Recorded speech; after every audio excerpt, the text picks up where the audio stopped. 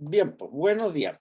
Antes de entrar en la materia, voy a leer una hojita que se la voy a mandar por mail, terminada la clase, o no sé si hoy día o mañana, eh, que se las voy a pedir que que la recorten, la impriman, la recorten y la peguen a la izquierda de la página 11. Ahí van a venir las instrucciones, no se preocupen. Y eso se deriva a una pregunta que me hicieron sobre la materia que aparece en la página 11, que la encontré sumamente interesante y que se la voy a explicar ahora. Cuando los escritores bíblicos hablan de la típica tríada, ¿no es cierto?, de misterio, revelación y fe, cuando están hablando de la revelación, las preguntas que ellos se hacen, que es propia de su cultura, acuérdense que hablábamos que los escritores bíblicos eran todos judíos, tanto del Antiguo como del Nuevo Testamento, y tenían una relación, una mentalidad mucho más afectiva, una mentalidad muy no intelectualizada como la tenemos nosotros. Existencial, sí, pero no intelectualizada. Entonces, cuando ellos hablan de revelación, lo que están pensando siempre es que Dios, al revelarse, responde a las preguntas que son del tipo ¿qué?, ¿quién?, ¿cuál?, etcétera. Por ejemplo, ¿cuál es el origen del universo? ¿Cuál es el plan de Dios para la humanidad? ¿Qué sé yo?, etcétera. Y eso ya está todo revelado, tal como aparece en esas páginas de la 18 a la 21 del libro de los apuntes, que yo le pedí que las leyeran ustedes. Tal como hay hice citas del Catecismo de la Iglesia Católica de San Juan Pablo II, eso ya está todo revelado. Pero nosotros como intelectuales que somos, fruto de la helenización de nuestra cultura, del origen griego, los filósofos, qué sé yo, etcétera, y la racionalidad que trae todo eso, nos preguntamos mucho también sobre el cómo. Y el cómo, para los autores del Antiguo Testamento, es algo que jamás se le pasó por la mente preguntarle a Dios en la revelación. O sea, por ejemplo, te voy a poner varios ejemplos para que les quede claro. El Señor reveló claramente, y hay 4 testimonios independientes en los libros del Nuevo Testamento, que después de la consagración en la Eucaristía está su cuerpo y su sangre en el pan y en el vino. Y eso es lo que le interesó transmitir a los escritores bíblicos. No hay duda que eso es así porque el Señor mismo lo reveló. Punto. Por eso que hay 4 testimonios clarísimos. Sin embargo, a ellos jamás se les pasó por la mente preguntar cómo Dios hacía ese milagro. Porque ellos no tenían una cultura intelectualizada. Y en primer lugar, bueno, ¿cómo lo hace? Es problema de Dios, no es problema nuestro. No tenemos por qué saberlo. Lo importante es el hecho que efectivamente en el pan y el vino consagrados hasta el cuerpo y la sangre de Cristo. Y eso lo atestiguo en estas 4 tradiciones que tenemos explícitas en el Nuevo Testamento. ¿Cómo? Sería arrogante preguntárselo a Dios. Porque la sabiduría de Dios es tan superior a la del ser humano que nunca podríamos entender el mecanismo por el cual Él hace los milagros, por lo menos en esta vida. Y eso queda muy claro sobre todo en el Antiguo Testamento. Si ustedes leen el libro de Job, por ejemplo, trata de este problema y la explicación que da al final Dios es exactamente la misma que yo le estoy dando. O sea, cómo Dios hace los milagros, tú nunca vas a entender, pobre ser humano, como yo hago los milagros, dice Yahvé a Job. Porque mi inteligencia es infinitamente superior a la tuya. Lo importante es que tú testifiques que yo hago milagros. Eso sí. Pero el cómo no es problemático. El caso de la resurrección también es otro ejemplo típico que se puede ver esto en la resurrección del Señor. Y se puede ver en los libros del Nuevo Testamento. ¿Qué es lo que testifican los discípulos? Primero, y en forma muy clara y detallada, por esta razón misma, que al Señor los crucificaron y lo mataron en la cruz. ¿Para qué? Para que no quepa la menor duda de que Él murió. Eso es la primera cosa muy importante y la relatan con todos los detalles. Porque era de dominio público en ese momento que nadie sobrevivía a la tortura de la crucifixión. Nadie. Entonces relatan la crucifixión con todo lujo de detalles. Y después la sepultación también, para que no quepa duda. ¿Y qué es lo que relatan después? Que unos días después lo vieron vivo. O sea, es el hecho lo que le interesa relatar. Estaba muerto, que no cabe la menor duda que estaba muerto, que nadie sobrevivía a esas torturas tan atroces. Y sin embargo, después de unos días lo vieron vivo. Por lo tanto, ¿cuál es la única explicación? Que Dios lo resucitó. Ahora, ¿cómo lo resucitó? Pero ni se lo plantean. Porque ese es un problema de la omnipotencia divina nomás, que no lo vamos a entender nunca acá nosotros, el mecanismo. Un tercer ejemplo, el asunto de la creación. Deja muy establecido en el Génesis que Dios primero creó al universo y al mundo de la nada. Segundo, lo creó sin que nadie lo obligara, sino por su propia voluntad. Y tercero, que después de creado vio que era muy bueno. Eso es lo que les interesa mostrar. Nada más. Son ques bien claros. Ahora, ¿cómo lo hizo? Y se lo preguntan. Y no serían capaces de entenderlo. Y nosotros tampoco seríamos capaces de entenderlo. Si fue por una explosión de neutrinos que chocaron con los protones y que crearon átomos de hidrógeno, cero, no me interesa. Lo importante es que, ¿qué es lo que hizo? Lo creó de la nada, lo creó por su propia voluntad sin que nadie lo obligara. Y tercero, dijo después que era muy bueno. Entonces, ese punto es bien interesante. Ahora, después la Iglesia, efectivamente, cuando adquirió la costumbre, que unos dicen que es buena y otros dicen que no fue tan buena, yo creo que no fue tan buena, pero en fin, ¿no? De fundamentar la teología en la filosofía griega, primeramente sobre Platón, en el caso de San Agustín, y después, más tarde, sobre Aristóteles, como en el caso de Santo Tomás de Aquino. Entonces ahí se empezó mucho la Iglesia a preguntar sobre el cómo. Pero como les digo, a los autores de la Biblia eso ni se les pasó por la mente preguntar sobre el cómo. Y además lo encontraban arrogante, como sale bien claro en el libro de Job. Dios hace milagros por su infinita sabiduría y no nos corresponde a nosotros entender el mecanismo por el cual los hace.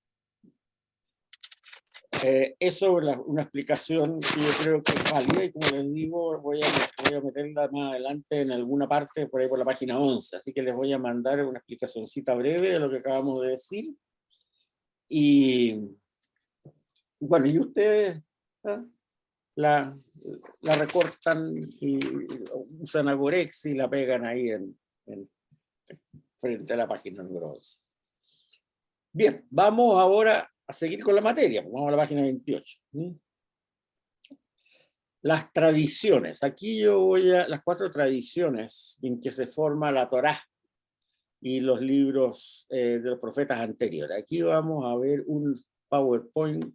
Este PowerPoint que yo les voy a mostrar está entero en las páginas que les digo. O sea que no necesitan tomar nota, sino que es sencillamente solo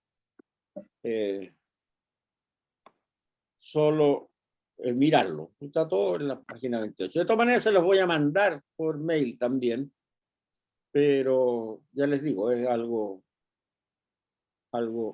que lo tiene. Así que no.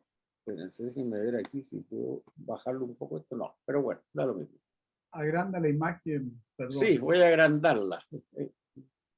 Déjame ver cómo lo hago, hermano. Abajo, donde dice 10%. A ver, ahí, ya. Ahí está. Listo. Gracias. Bien. Las fuentes redaccionales del Antiguo Testamento. ¿Cómo la Torá se generó? En el fondo esa es la idea. Y vamos a hacer un pequeño repaso de algunas cosas que hemos visto. El canon, que lo vimos al final de la última clase, ¿cierto? Sabemos que la Tanakh, o sea, el Antiguo Testamento hebreo, tiene 3 grupos de escritos. La primera, la Torá, que son los 5 libros iniciales, lo que nosotros llamamos el Pentateuco. Y la Torá se habla mucho como la ley de Moisés, pero el término de traducción exacta del término Torá es enseñanza. O sea, con eso de la ley da inmediatamente un sentido normativo, así medio judicial. No, es enseñanza, porque de hecho hay muchos capítulos de la Torá que no legislan nada, que relatan actividad divina nomás. Entonces, si ustedes pueden irse acostumbrando, me gustaría que hablaran la enseñanza de Moisés y no la ley de Moisés. Pero desgraciadamente en el Nuevo Testamento se usa mucho el término la ley, entonces no es lo más adecuado. Bueno, después el segundo grupo son los profetas, que se dividen en 2 grupos. Los profetas anteriores, que son esos profetas que no tienen libro propio, que son los libros Josué, Jueces, Samuel y Reyes. Y después los profetas posteriores o escritores, que se llaman, que son los que tienen nombre: Isaías, Jeremías, Ezequiel, Nahum, Oseas, Jabes, etc. Y finalmente agrupan todo el resto de los libros en lo que se llaman los otros escritos, o sea, los que tuvimos. La Torá fue canonizada en el siglo V, a principio, a fines del siglo IV, se está hablando del año 500 antes de Cristo. Los profetas se canonizaron en el siglo III, o sea, en el año 300 antes de Cristo, posteriormente al exilio babilónico. Y los otros escritos en el año 100 después de Cristo. Ya vimos en la clase pasada bien claro qué es lo que significa la canonización, porque ya se declaran como sagrados y no se les puede modificar ni un ápice. Sin embargo, a pesar de eso, sigue habiendo tradición oral. Lo que pasa es que esa tradición oral, ponerse por escrito, ya tiene un testimonio de legalidad, digamos, que se puede comparar lo que predica una persona con lo que está escrita para que no haya problema. Entonces, también repasando de la clase pasada, todas las religiones del libro, ya sea judaísmo, cristianismo o islam, que son las que sobreviven de religiones de un libro, siempre el mensaje del profeta o del fundador de la religión fue transmitido originalmente en forma oral. Y la duración de ese periodo de transmisión oral dependió del grado de cultura y alfabetización del pueblo originario.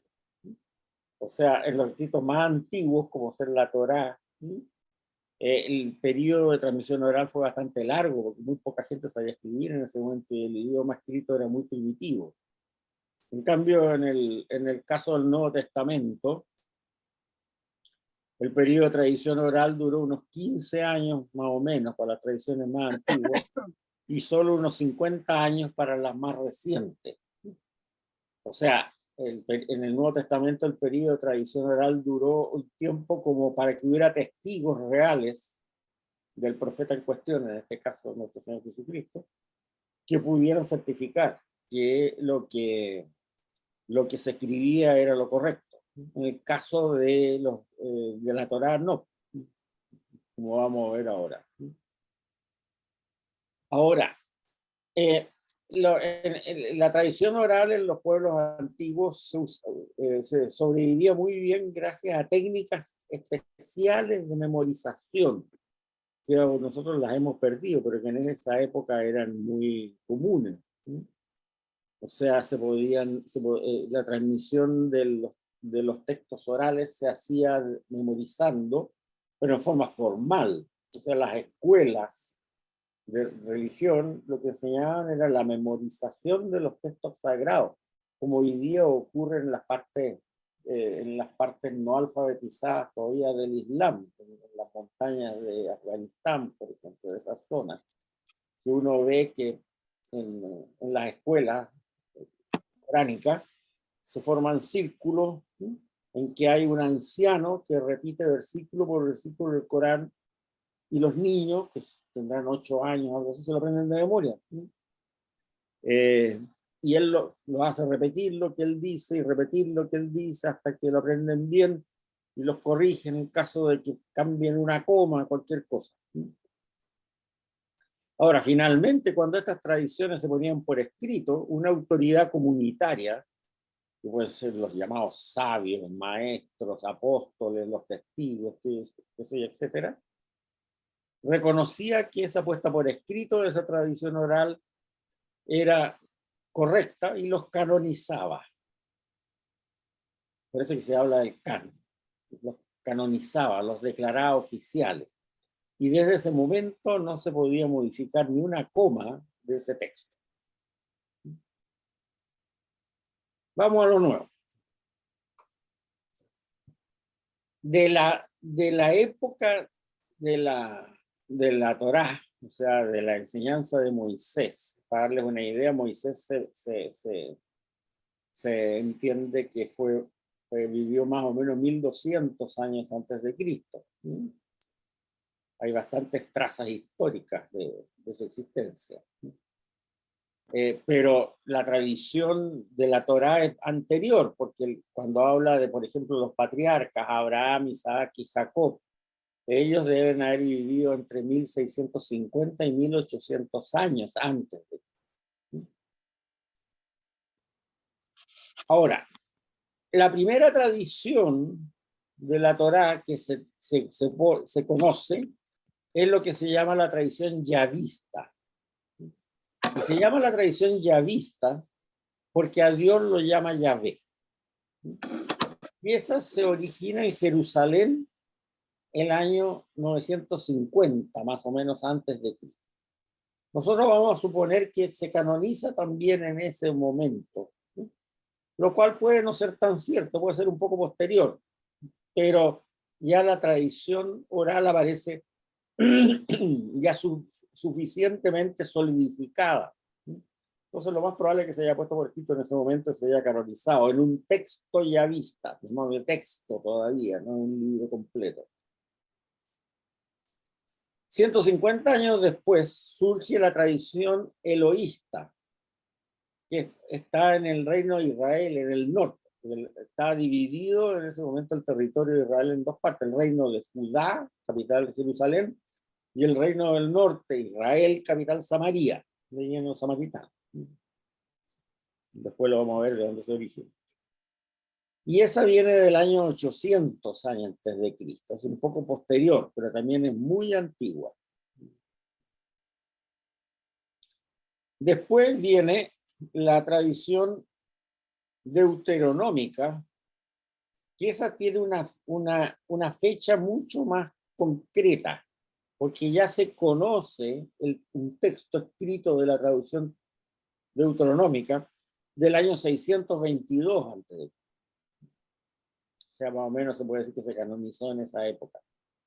Y después viene una tradición sacerdotal, que también es de Jerusalén, que es del año 550 antes de Cristo. O sea, tenemos 4 tradiciones distintas que dieron origen a textos diferentes, de las cuales 3, la yavista, deuteronómica y sacerdotal, tiene como origen Jerusalén o Judá, los entornos de Jerusalén. Y una, la eloísta, porque llama a Dios Elohim, por eso que se llama la tradición eloísta, mientras que las otras llaman Yahvé, yavista. Esa viene de Samaria, del norte, del reino de Israel. Ahora,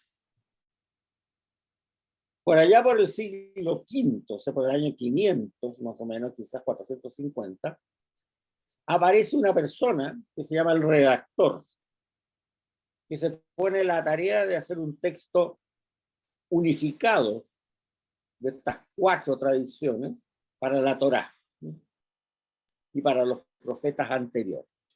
Entre paréntesis, la tradición sacerdotal, como estos son investigaciones que hicieron los teólogos, los biblistas alemanes, tanto judíos como cristianos, que en esto coinciden bastante, se pone siempre con el símbolo P, de Priest, que significa sacerdote en alemán.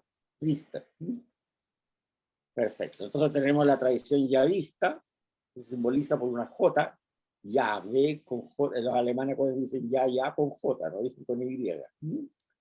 La tradición eloísta, porque llama a Elohim, a Dios, se simboliza con una E, la deuteronómica con una D, la sacerdotal con una P. Y después el redactor. Y aquí vamos a ver cómo se genera esto. El texto más antiguo, entonces, es el texto yavista, como ya hemos hablado, ¿no es cierto? Unos 950 años antes de Cristo. Aparece acá. Y en forma paralela y un poco posterior, en el año 800, aparece el texto eloísta, uno en Jerusalén y el otro en Samaria. ¿Ya? Perfecto. Para que no se pierdan, estamos en la página 29. Y luego estos 2 textos, que son independientes, se fusionan, alguien lo fusiona, no sabemos quién, en un solo texto, que es el yavista eloísta. Pero de este texto surge la creación de una nueva tradición, que es la del Deuteronomio, la tradición deuteronomista, que también es de Jerusalén, ¿no es cierto? Que primero es una cosa muy breve, después se le agregan cosas que son lo que se llama el agregado 2 de la tradición deuteronomista, y se llega a un texto deuteronomista. Tenemos el JE acá y el deuteronomismo acá. Pero del JE se le agregan cosas que son la tradición sacerdotal. Entonces tenemos acá el JE, va a decir yavista eloísta, que llega hasta acá. El texto sacerdotal, que tiene por origen el mismo JE, son agregados, que llega hasta acá. Y el deuteronomista, que llega hasta acá. Entonces hay un señor que se llama el redactor, que es el que tuvo la pegadura acá, que no sabemos quién es. Algunos dicen que fue el profeta Jeremías, pero no hay testimonio para eso. Que combina estas cosas que venían llegando. El texto yavista eloísta, el texto sacerdotal. Y agrega aquí a la Torá esta parte del libro deuteronomista original que se refería al tiempo de Moisés. Y lo que se refería al tiempo posterior a Moisés lo hace un libro aparte, que son los Josué, Jueces, Samuel y Reyes. O sea, aquellos libros que son posteriores al relato de Moisés, que son los profetas anteriores. Entonces, así se crea la Torá como lo tenemos ahora, y los libros históricos del Deuteronomio, que son los que llamamos profetas anteriores, o sea, Josué, Jueces, las 2 de Samuel y los de Segundo Rey, y los 2 de Reyes. ¿Por qué esto es interesante? Porque si ustedes se ponen a leer la Torá, van a ver una serie de inconsistencias, que esto lo explica. Lo que pasa es que como nosotros hemos perdido la buena costumbre de leer el Antiguo Testamento, no nos damos cuenta, pero son problemas que hay y lo vamos a ver ahora. Ya. Ahora, ¿cómo resulta después de esta labor del redactor todo esto? En los 4 primeros libros de la Torá, Génesis, Éxodo, Levítico y Número, las 4 tradiciones se entrelazan sin una preeminencia notable de una con respecto de otra. O sea, hizo un cóctel este caballero, el redactor, en que aparecen las 4 tradiciones sin ninguna que sea preferente a la otra. Pero aquí hay algo interesante. Si dos o más fuentes relatan el mismo hecho, el redactor no escoge el que le parece mejor, sino los pone uno a continuación del otro. Por lo tanto, hay textos redundantes que provienen de diferentes fuentes. El caso, voy a poner dos ejemplos. El relato de la creación. El relato de la creación, en el primer capítulo del Génesis, viene de la fuente sacerdotal y pone la creación en un cierto orden. Primero los planetas, después los animales, después las plantas, después los animales y los 7 días famosos. Y además pone como objetivo de la creación de la pareja humana solamente la procreación.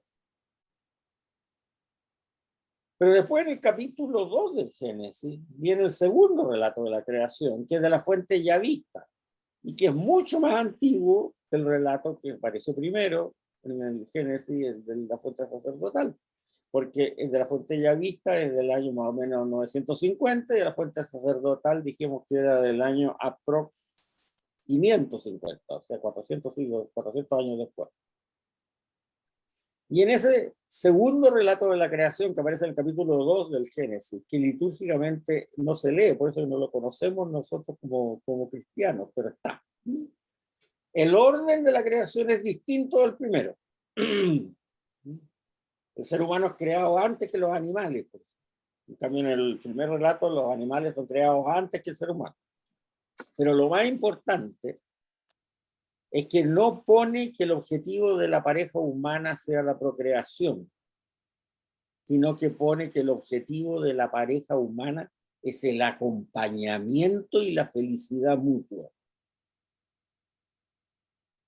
Y seguramente por esa razón el redactor no decidió cuál era el más importante de los dos relatos de la creación, sino que los puso dos en forma secuenciada.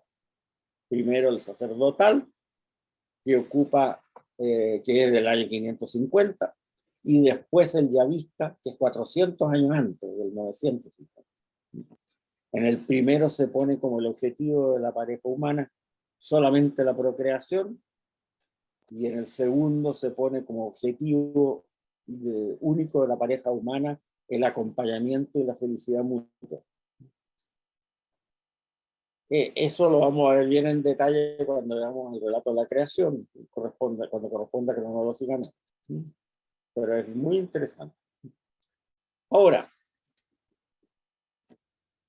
en el libro del Deuteronomio, ya habíamos dicho que los 4 primeros libros de la Torá, cada tradición tiene igual importancia. En cambio, en el libro del Deuteronomio y el libro de los profetas anteriores, José, Jueces, Samuel y Reyes, la importancia de la tradición deuteronómica gigantesca.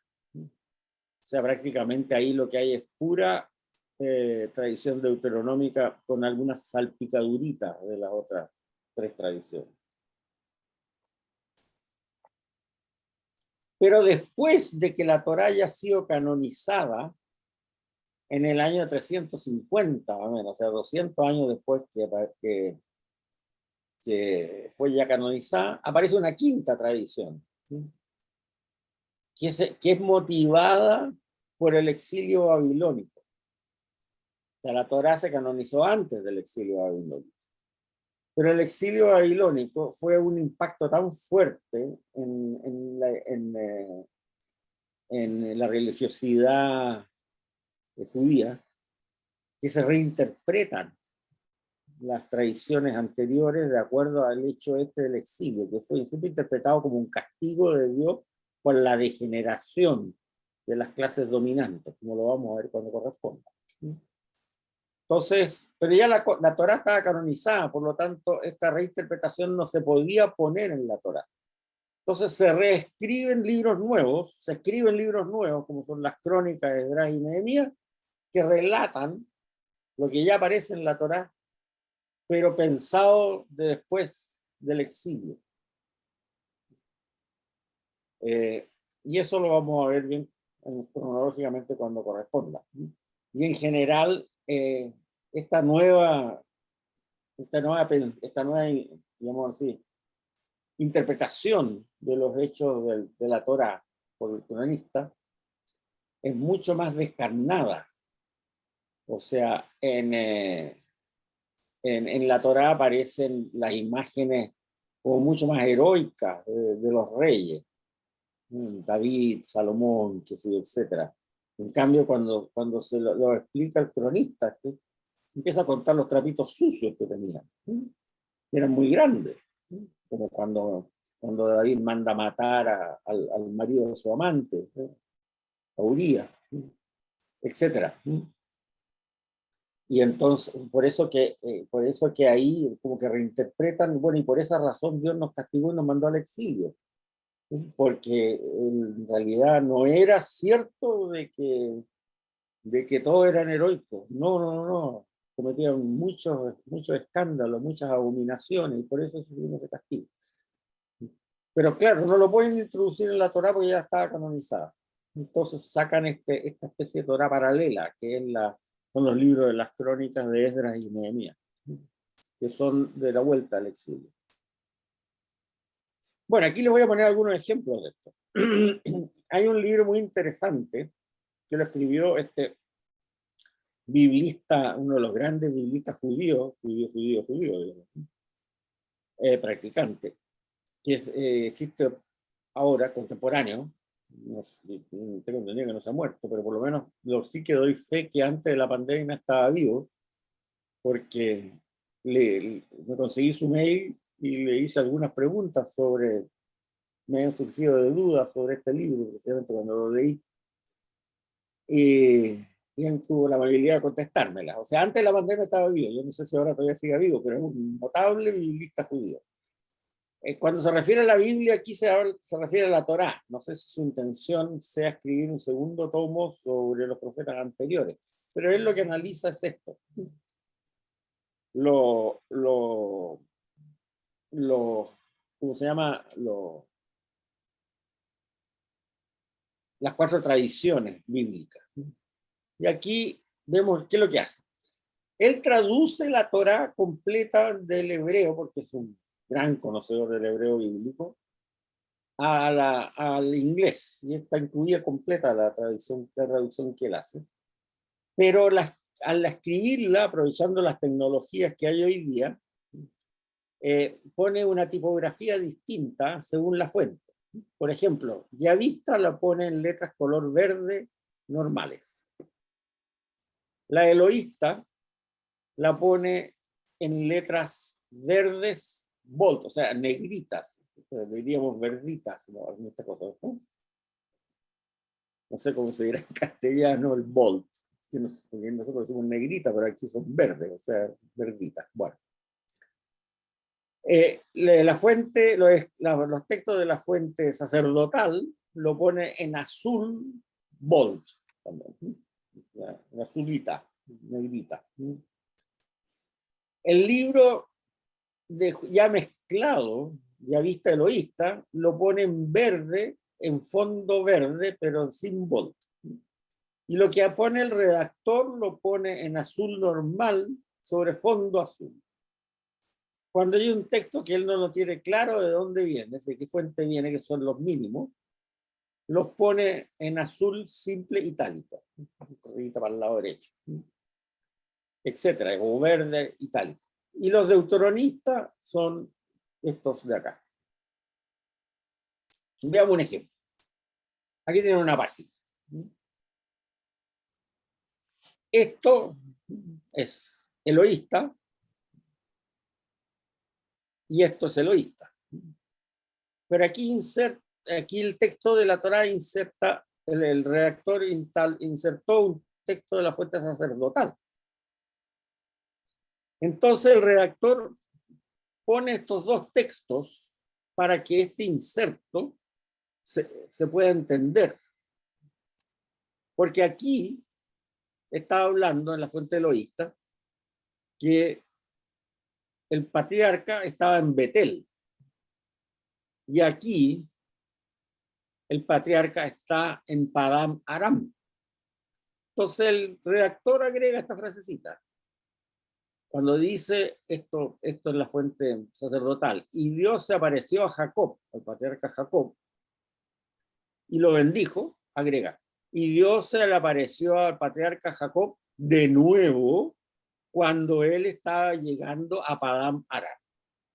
Esta cosa la agrega el redactor para que entonces esto, que es eloísta, calce bien con esto que es sacerdotal. Y después, cuando vuelve de nuevo al texto eloísta, o sea, de aquí el texto eloísta seguía acá.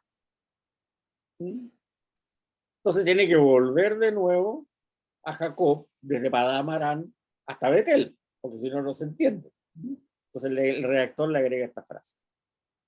Y ellos viajaron a Betel. Entonces, lo que antes de aquí seguía para acá, y le agregó esto entre medio, se puede entender. Pero claro, crea una ida y una vuelta de Betel a Padán Aram. Veamos otro ejemplo. Aquí un ejemplo un poco más complicado. Está hablando en el libro del Éxodo de los 10 mandamientos. Eso no más complicado, más simpático, diría yo. No está muy claro si el texto de los 10 mandamientos, el libro del Éxodo, es yavista o eloísta. Por eso lo pone en esta itálica, que significa texto antiguo poco claro. Nuestro amigo Friedman. Entonces aquí está hablando el texto del sábado. Veamos. Recuerden el día del Sabbat para hacerlo santo. 6 días usted debe trabajar y hacer todo su trabajo. Y en el día 7º es un día Sabbat para Yahvé, nuestro Dios. Usted no debe hacer ningún trabajo, ni usted, ni su hijo, ni su hija, ni su siervo, ni su sierva, ni su animal, ni ningún extranjero que viva en su casa. Y después esto seguía para allá. Honre a su padre y a su madre.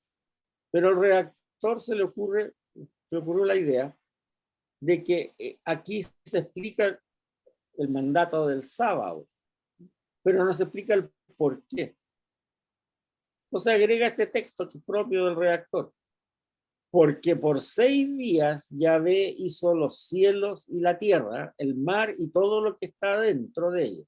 Y él descansó en el día 7. Por eso, en recuerdo de esto, Yahvé bendijo el Shabbat, y lo hizo santo.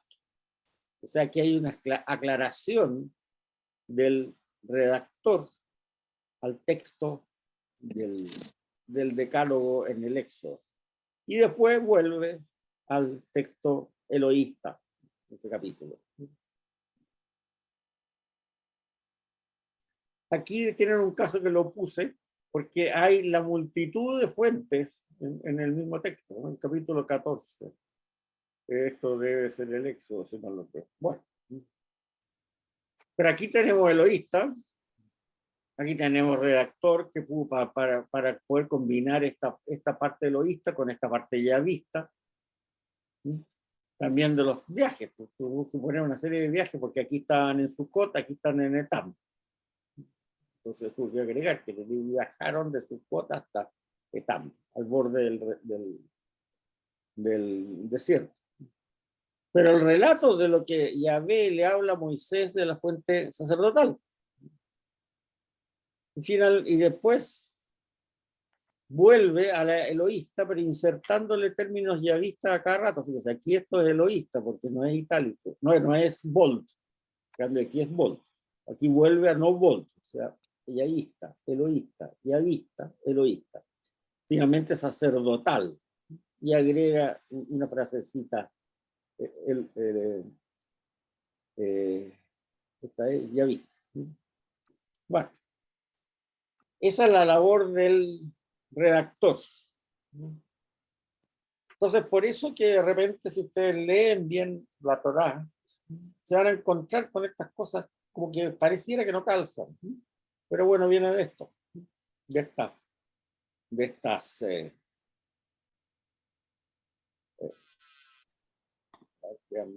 Aquí está, de estas situaciones de combinación. Pero aquí es importante porque ustedes que las conozcan, pues estamos estudiando el Antiguo Testamento, si quieren leer y disfrutar del Antiguo Testamento, tienen que saber por qué ocurren estas cosas. Ahora, en el Nuevo Testamento, curiosamente, tenemos también 4 fuentes para el relato de la vida del Señor, que se llaman los 4 evangelios. Pero ahí la iglesia naciente, la iglesia del siglo I, principio del siglo II, no quiso hacer una labor parecida al redactor y refundir los 4 evangelios en uno solo. Pero se discutió. Y de hecho hay un padre en la iglesia que se llama Tasiano, de más o menos el año 150, que hizo ese trabajo y fusionó los 4 evangelios en uno solo, pero copiando y pegando, no cambiando nada, pero sí haciendo una selección de textos, o sea, no duplica textos, sino que pone el texto más completo en su texto. Eso se llama la Diatésaron de Tasiano. Y ha sobrevivido hasta hoy día, uno la puede comprar en los libros, en las librerías que tienen textos bíblicos, como la del Verbo Divino aquí en Santiago. La Diatésaron de Tasiano, pero no fructificó su idea. La iglesia prefirió tener 4 fuentes de la vida del Señor, que son los 4 evangelios, aunque de repente haya pequeñas descoordinaciones entre uno y otro, que uno dice que esto pasó en tal fecha, el otro dice que pasó en otra fecha. Pero no importa, son tradiciones. La iglesia siempre dijo que cuando hay tradiciones independientes que se relacionan con el mismo hecho, eso es bueno, porque significa que son tradiciones que llegaron oralmente de fuentes distintas, de discípulos distintos que las vieron o las oyeron, por lo tanto corrobora su efectividad. No es al contrario que la diluye, no, al contrario, corrobora su efectividad. Es por eso que hay los 4 relatos de la pasión, por ejemplo, que tienen pequeñitos detalles, que son distintos. Uno dice que estaba San Juan al pie de la cruz y el otro no dice que estaba nada San Juan al pie de la cruz. Pero en fin, esos son detalles. Lo importante es que corroboran el hecho esencial de lo que ocurrió. Por lo tanto, las 4, la iglesia no se pronuncia si San Juan estuvo o no, San Juan no estuvo, o si estaba tal persona al lado o no estaba tal persona al lado. Da lo mismo. Lo importante es que ahí efectivamente se produjo el sacrificio de la cruz. Eso es lo que interesa. Pero Tasiano hizo su intento, y si ustedes quieren lo pueden comprar. Pero como le digo, el redactor de la Torá lo hizo mejor porque no escogió el texto más importante. Por eso, gracias a Dios, tenemos 2 textos de la creación, que es muy importante para tener el rol del ser humano, de la pareja humana en la creación. Bien, con esto terminamos la introducción al curso. Y de ahora, hasta que terminemos el curso, yo mediante en unas 13 clases más, vamos a ir analizando la teología del Antiguo Testamento en orden cronológico, que es lo fundamental. Pero para poder analizar la teología del Antiguo Testamento, tenemos que saber primero estas cosas, el lenguaje y cómo se escribió el Antiguo Testamento. ¿Sí? Así que vamos a ir a la parte más interesante del curso, yo creo. Vamos a la página 31. Vamos al texto más antiguo que tenemos del Antiguo Testamento. El texto más antiguo que tenemos del Antiguo Testamento es el texto que se refiere a los patriarcas, o sea, Abraham, Isaac y Jacob. El texto de la creación que viene puesto en las Biblias antes es posterior. Lo vamos a ver cuando corresponda. Ahora, ¿de qué época estamos hablando? Estamos hablando de los años 1800 a 1650 antes de Cristo. Y eso se encuentra en el libro del Génesis, los capítulos 12 a 50. Y es el tiempo de Abraham, Isaac, Jacob y sus 12 hijos. Ahora, este tiempo se llama el tiempo de la religión del Padre. Y eso porque en estos textos, que son los más antiguos de todos de nuestra escritura, se denomina a Dios como el Dios de nuestros padres. No tiene nombre. No es ni Yahvé ni Elohim, no. Es el Dios de nuestros padres. Es un Dios familiar. Y tiene una serie de características que son muy interesantes. Aprendan ustedes a distinguir estas diferentes épocas bíblicas del Antiguo Testamento, porque cuando se habla del Dios del Antiguo Testamento, eso es una falacia, porque el Dios del Antiguo Testamento se describe de formas diferentes a lo largo de la historia del Antiguo Testamento, ¿no? Entonces, cuando uno le dice, mire, que el Dios del Antiguo Testamento fue así o asá, uno tiene que preguntar inmediatamente, ¿a cuál época te refieres? Porque, como decíamos antes, en la primera clase, la Biblia no es una foto, es una película. O como lo decía Lope de Vega, es un drama bíblico que tiene acto primero, acto segundo y acto tercero. Entonces tenemos que tener bien claro aquí. Aquí estamos hablando de una época en que Dios es el Dios de nuestros padres. Ahora, ¿cuál es el contexto social? El contexto social es una familia nómada. No hay propiedad particular, no hay propiedad individual. La familia nómada es una familia que cuida ganado, ¿no? Y que lo lleva de lugar en lugar buscando pasto, ¿no? Independiente del invierno, el verano, lo que sea. No está,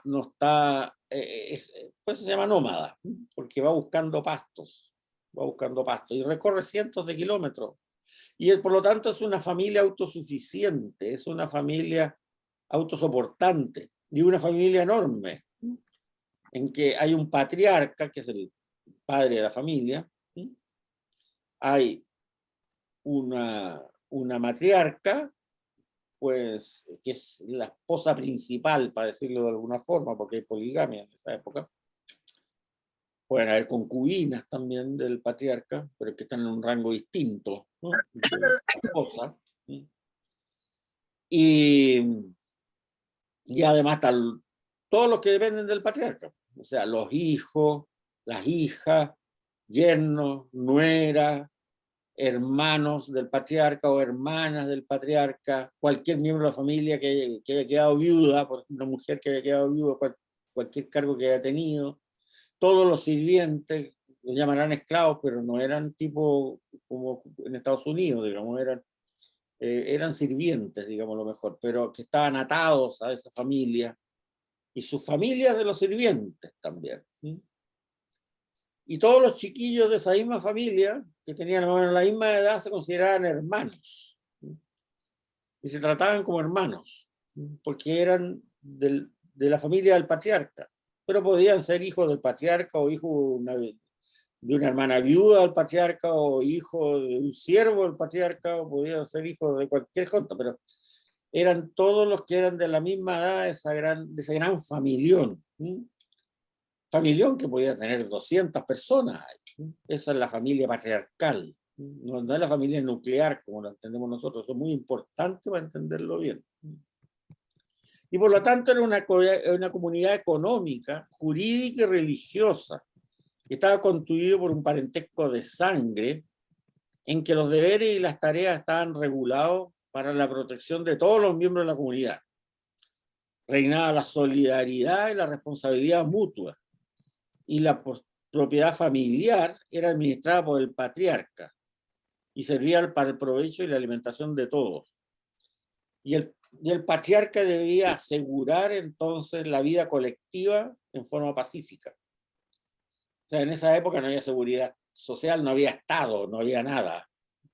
Por lo tanto, esa familia grande era el soporte que tenían los débiles dentro de la familia. O sea, un niño huérfano que podía ser hijo de un servidor, como era hermano de los otros niños de su misma edad, era cuidado por el patriarca, alimentado por el patriarca, enseñado en su religión por la matriarca, que era la encargada de esa tarea. O sea, era una unidad que era autosoportante, no necesitaba Estado.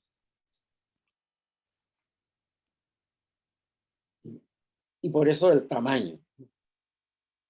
Ahora, como era una comunidad autosoportante en que todos se protegían, la lealtad al patriarca era la virtud más importante que se tenía que tener.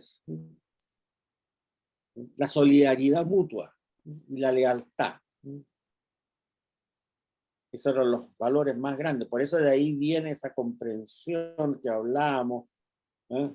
de lo que es ser fiel,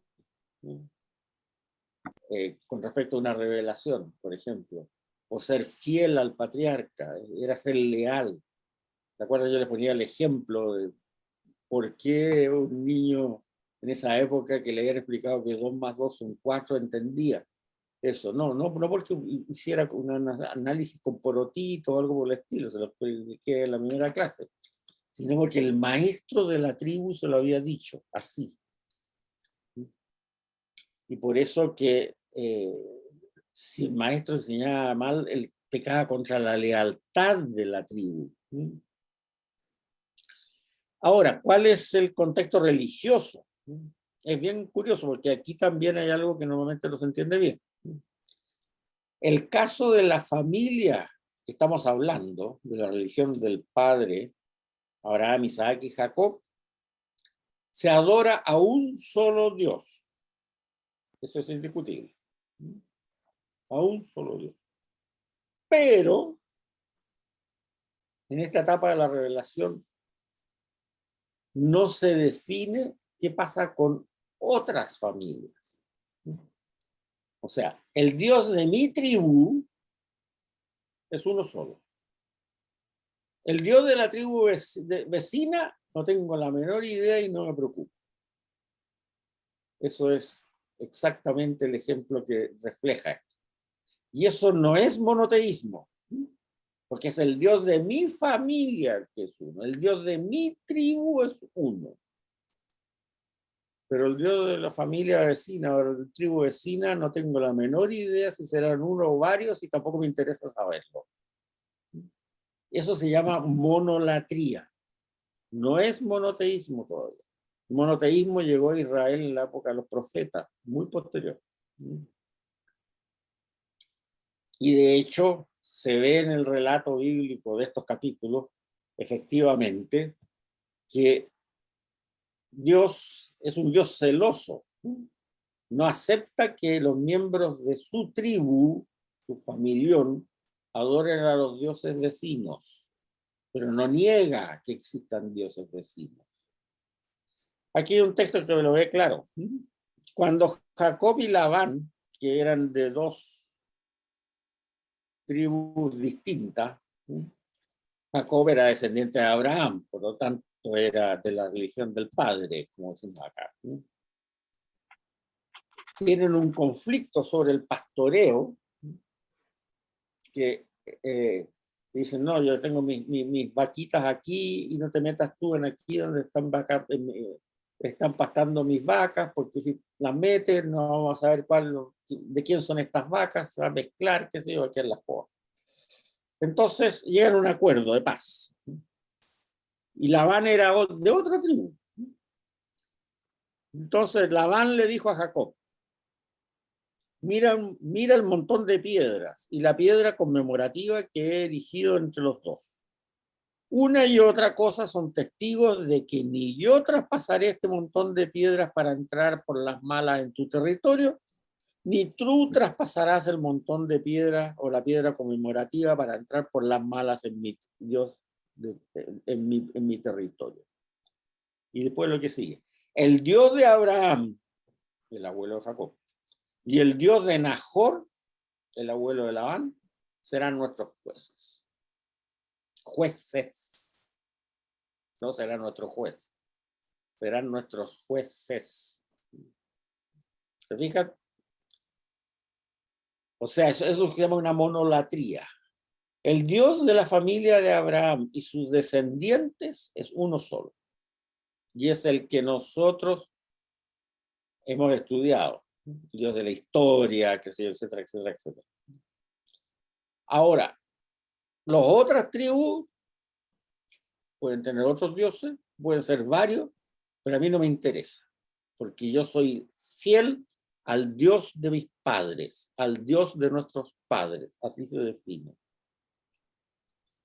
Ahora, Dios, el Dios de esta tribu, la tribu de Abraham y sus descendientes, es el que tiene la iniciativa, es el protagonista que gratuitamente elige, llama y promete en forma incondicional.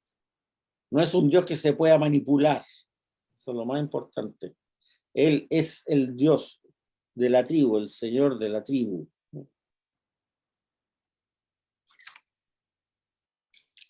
Veamos un texto. Cuando Abraham, porque en esa época se llamaba Abraham, tenía 99 años, se le apareció el Señor y le dijo: yo soy un Dios todopoderoso. Camina en mi presencia y sé honrado, y haré una alianza contigo, haré que te multipliques sin medida. Abraham cayó rostro en tierra y Dios le habló así: mira, esta es mi alianza contigo, serás padre de una multitud de pueblos. Ya no te llamarás Abraham, sino Abraham, porque te hago padre de una multitud de pueblos. Te haré fecundo sin medida, sacando pueblos de ti, y reyes nacerán de ti. Mantendré mi alianza contigo y con tu descendencia en futuras generaciones como alianza perpetua. Seré tu Dios y el de tus descendientes futuros. Les daré a ti y a tu descendencia futura la tierra de tus andanzas, la tierra de Canaán, como posesión perpetua, y seré su Dios. Y Dios añadió a Abraham: tú guarda la alianza que hago contigo y tus descendientes futuros. Esta es la alianza que hago con ustedes y con sus descendientes futuros y que han de guardar. Todos los varones deberán ser circuncidados, circuncidarán el prepucio, y ese será una señal de mi alianza con ustedes. A los 8 días de nacer, todos los varones de cada generación serán circuncidados, también los esclavos nacidos en casa o comprados a extranjeros, que no sean de la sangre de ustedes.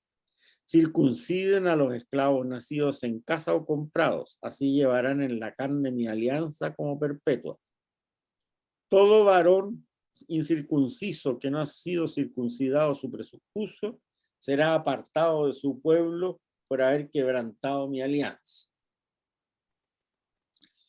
Aquí se ve el contexto religioso. En realidad Dios habla de una alianza futura con sus descendientes, pero lo que le hace a Abraham directamente es la promesa. San Pablo distingue después en su epístola bien claro entre la promesa y la alianza. La promesa es la que le hace Dios a Abraham, y la alianza la hace Dios al pueblo de Israel en la época de Moisés. Pero lo importante es que en la promesa está la constitución de la alianza en el futuro. Fíjense ustedes bien, yo soy Dios todopoderoso, camina en mi presencia y seré honrado, y haré una alianza contigo que te multiplique sin medida. O sea, la promesa que le hace Dios a Abraham es que va a tener descendencia. Tenía 99 años, pues piensen ustedes.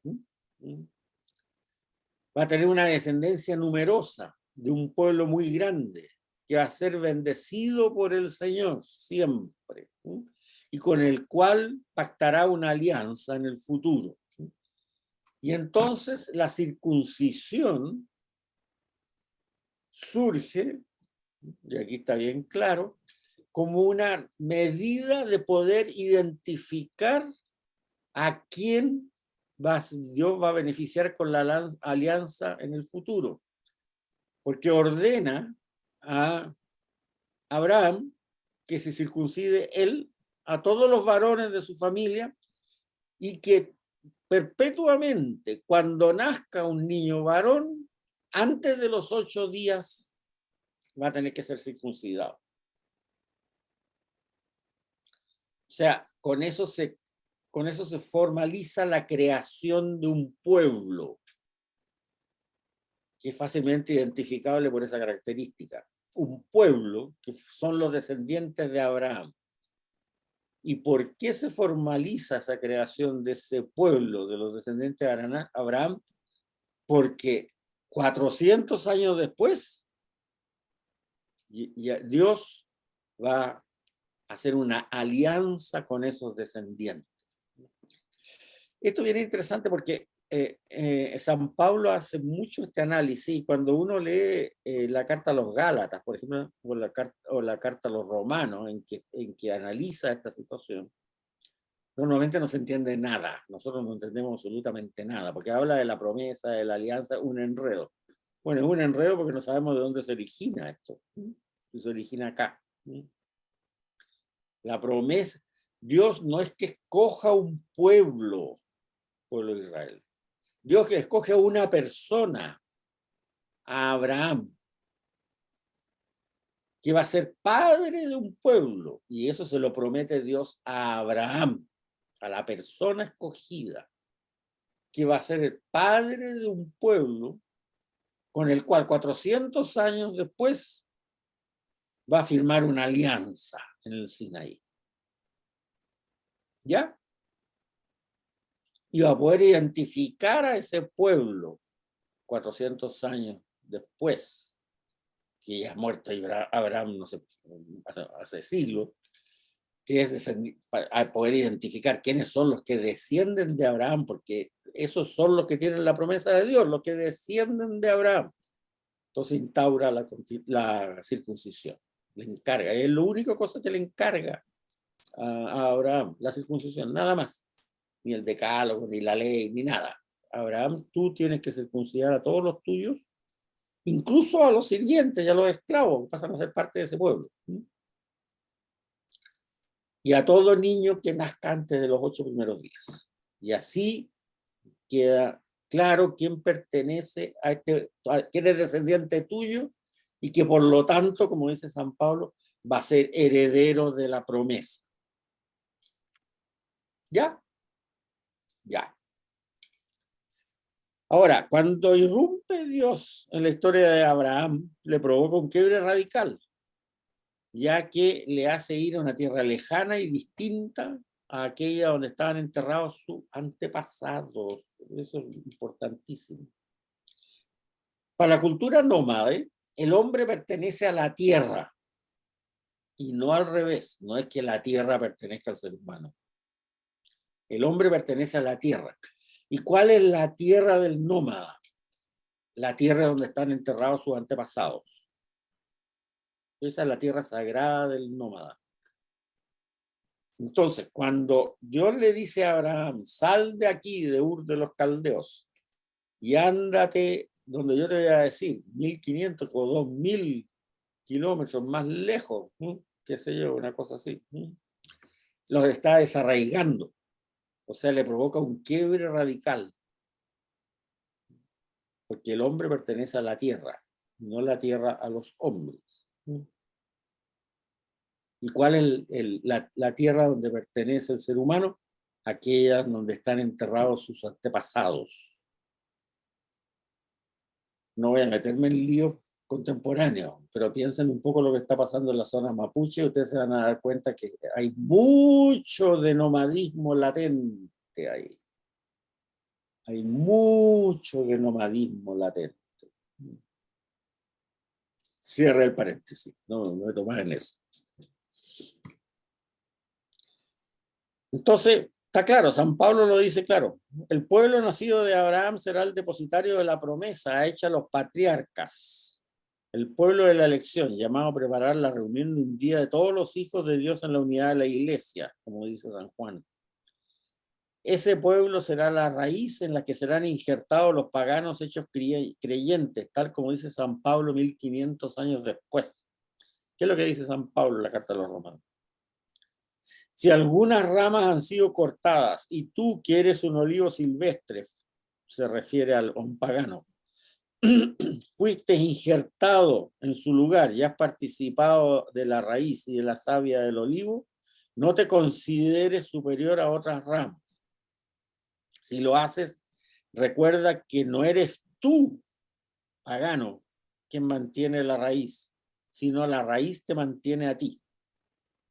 Si tú, siendo olivo silvestre por naturaleza, fuiste cortado y contra tu naturaleza fuiste injertado en el olivo, cuanto más ellos, que son ramas naturales, serán reinjertadas en su propio olivo, porque los dones y la llamada de Dios son irrevocables.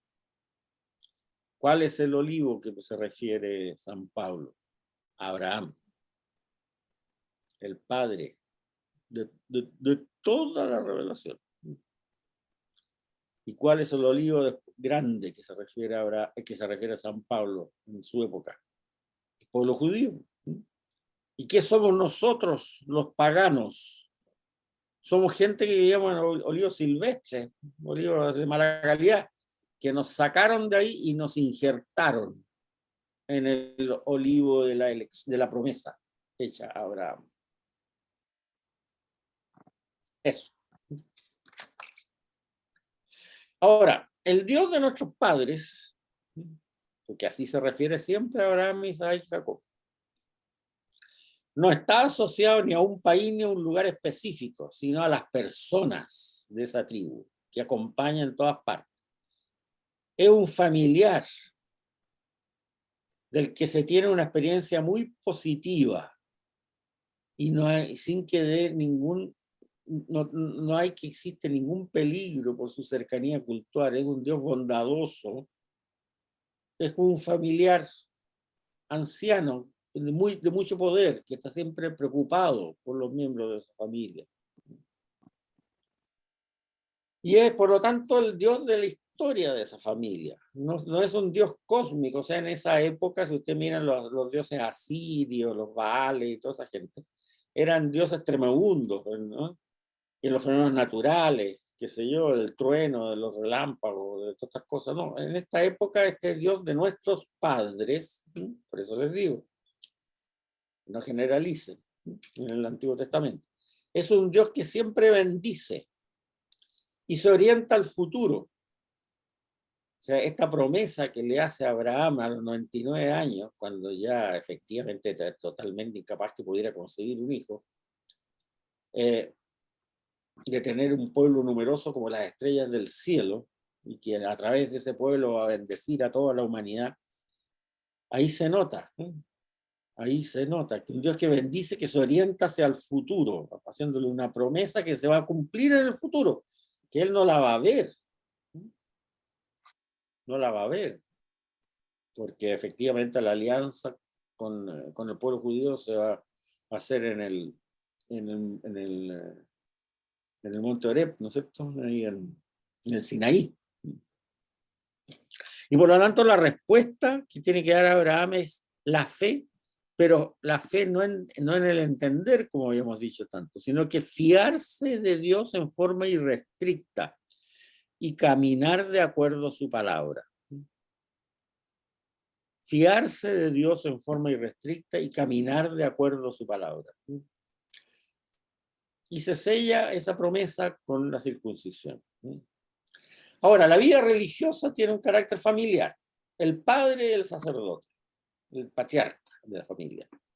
Y que lo que hace es sacrifica vaquitas de vez en cuando para dar gracias por la cosecha o para dar gracias porque se mejoró algún enfermo, para dar gracias por cualquier cosa. No hay un mediador especializado. En esta época, en la época de la reelección de nuestros padres, no existen sacerdotes. Es el patriarca el que hace,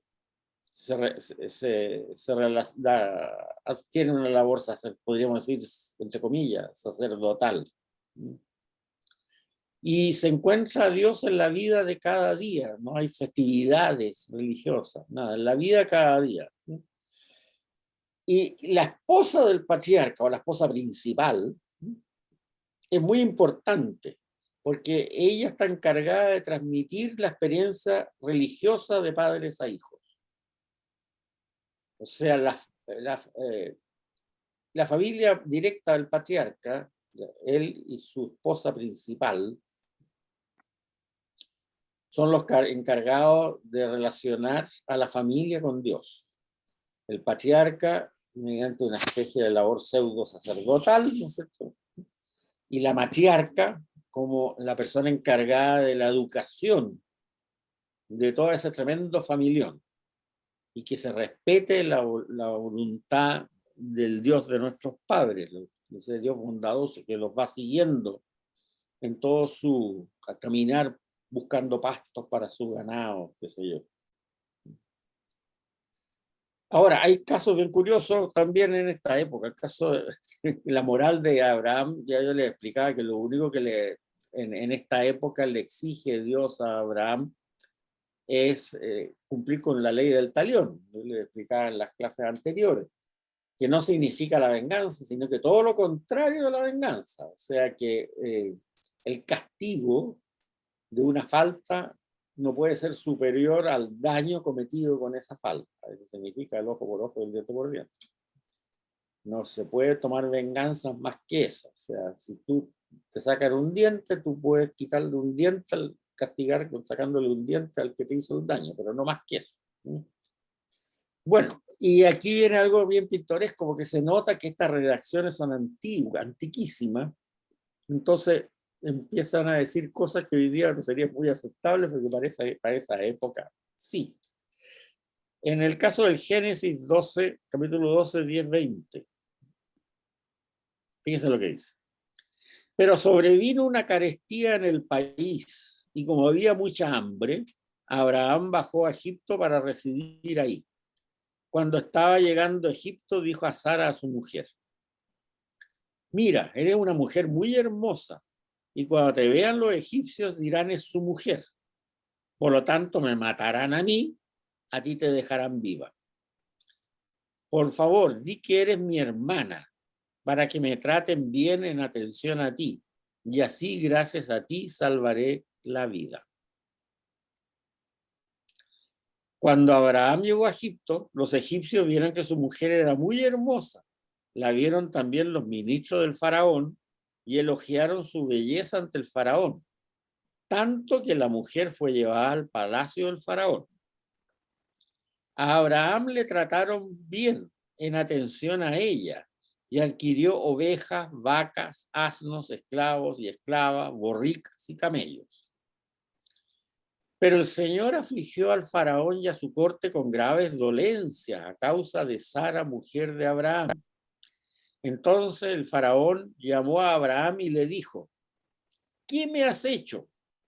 ¿Por qué no me confesaste que es tu mujer? ¿Por qué me mentiste y dijiste que era tu hermana? Yo ya la he tomado por esposa. Mira, si es tu mujer, tómala y vete de aquí.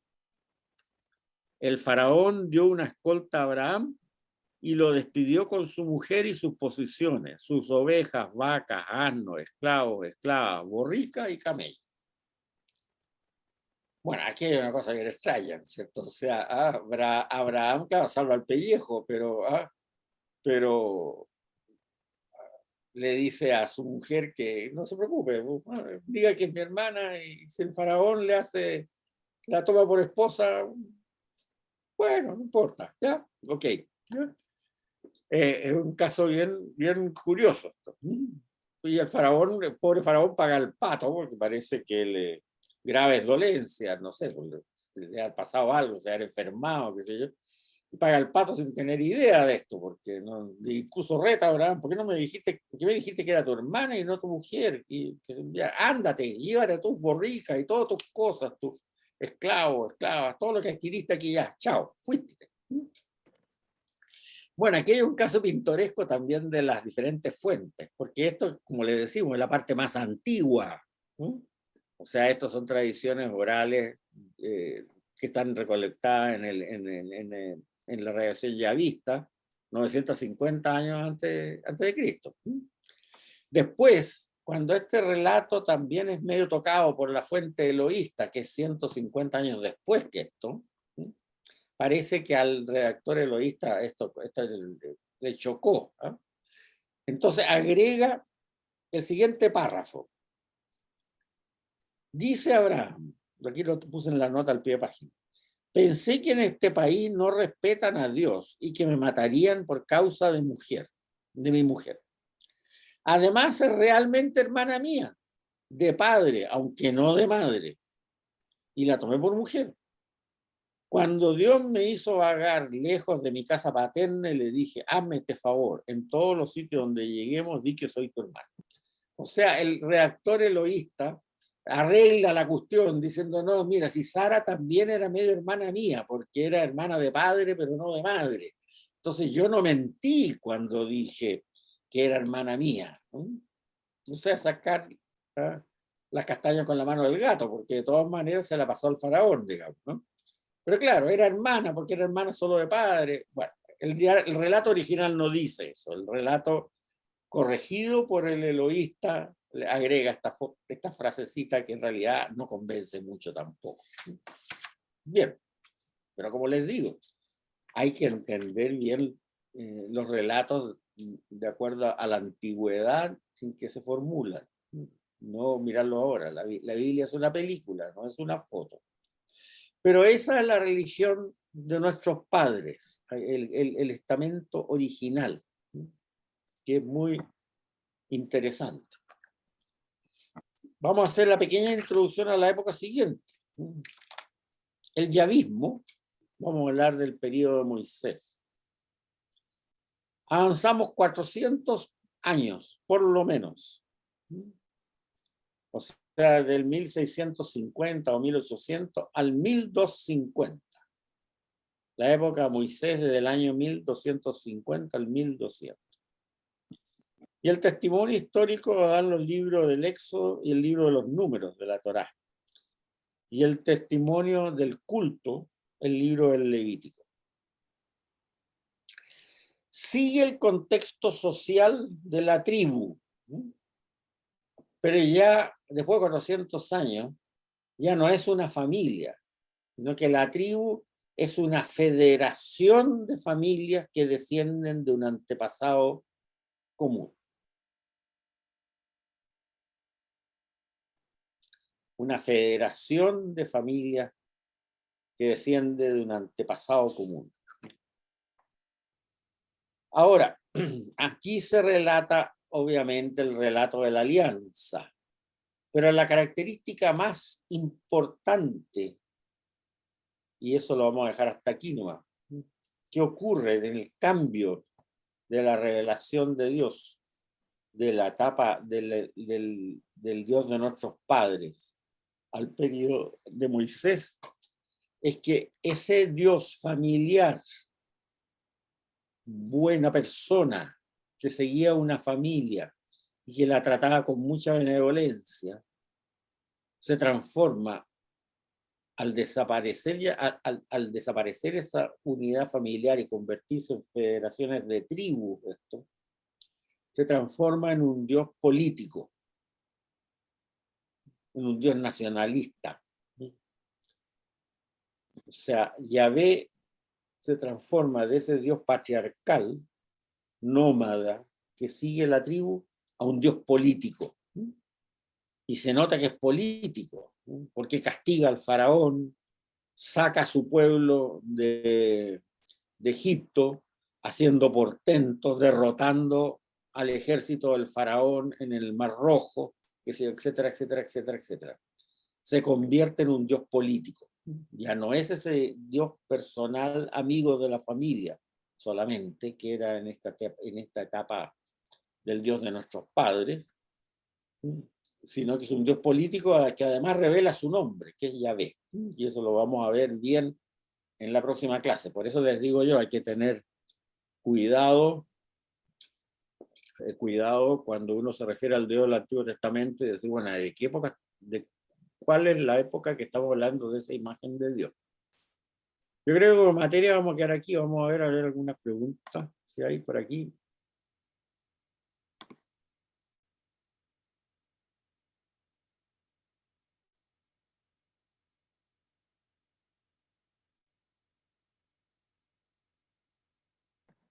Ya. Bueno, hay dos preguntas, ¿no? Antes que termine la clase y que corte la grabación, lo voy a aclarar.